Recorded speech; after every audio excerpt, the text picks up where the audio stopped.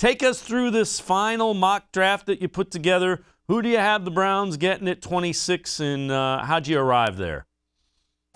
Well, I arrived at Elijah Moore from Ole Miss at 26, kind of through an interesting way. It was a situation where I had the top four corners all going off the board.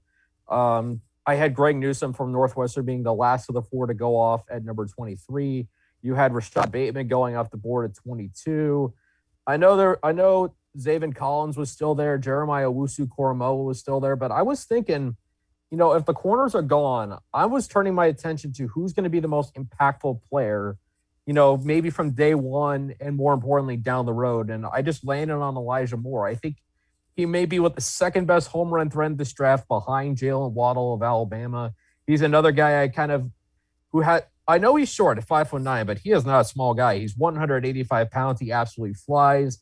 He's a tremendous deep ball threat. He's also elusive in the open field. He can play in the slot. I think he can play on the outside, and he put up spectacular numbers last season for Ole Miss.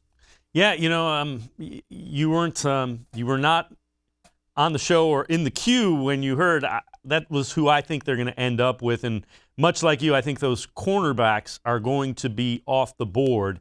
And I think his playmaking ability might be too much to pass up at 26. He's also a pretty good punt returner as well.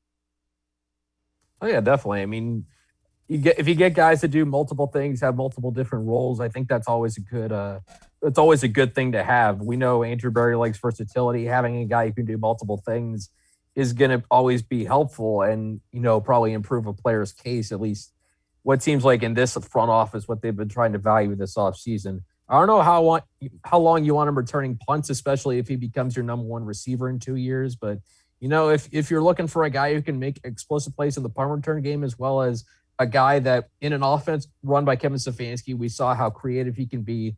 I'm envisioning some fun, creative ways for them to get Elijah Moore the football. I actually remember watching the highlight reel. There's one play where he lines up in the backfield and he runs a wheel route for a touchdown.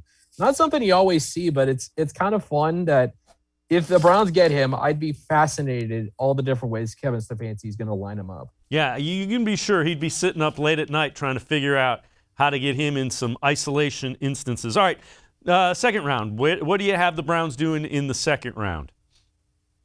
I have them trading up. I have them going up to 43 with the 49ers, giving up picks 59, 89, and 169 to jump up 16 spots to get Eric Stokes out of Georgia. Now, I was kind of I'm torn a little bit between the two Georgia corners, Stokes and Tyson Campbell. They're both taller corners.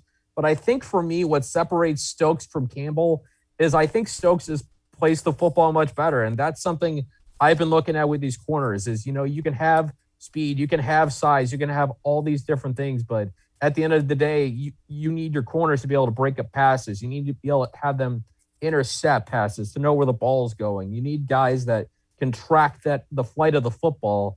And Eric Stokes can do that. He actually showed up at his pro day about 194 pounds, showing kind of alleviating some of the concerns about, a lack of strength to his frame. And he can move. He had an extremely fast 40 time at his pro day. There's a lot to like about Stokes in this spot. Well, the other thing is the Browns, this front office likes the SEC players from a year ago. Stokes, Georgia, SEC, so the caliber of competition he has gone up against, the Waddles and the Chases, well, not this year, but the LSU receivers and the Alabama receivers. So he has gone up against elite-level competition as well.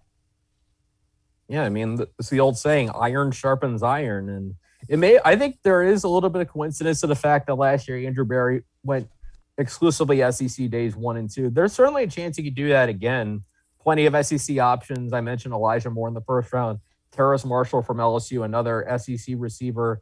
They go defensive end with a guy like Azeez Ojulari out of Georgia. There's plenty of different SEC options if he wants to continue that, but I do think last year was a coincidence. If they go SEC this year, it may start to look like a trend, but we'll see. Well, when you have Alabama, Georgia, and all those teams, it's you go to where the football players are, and right now they're in the SEC.